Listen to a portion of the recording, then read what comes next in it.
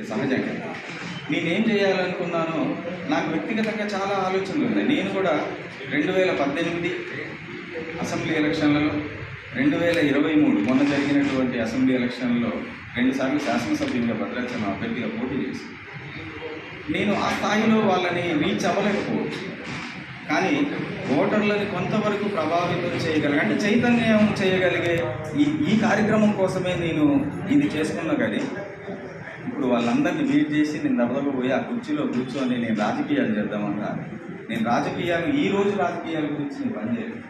భవిష్యత్తులో మన బిడ్డలు, భవిష్యత్తులో నా కొడుకో, నా కూతురో, నా మనవడో వాళ్ళు నీతివంతమైన సమాజంలో బతకడానికి ఒక చిన్న ప్రయత్నం మాత్రమే.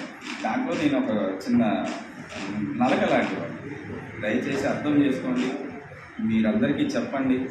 మీరందరూ వయసు అనుభవంతో ఉన్నవాళ్ళు, ఓటు యొక్క ప్రాముఖ్యత చెప్పండి.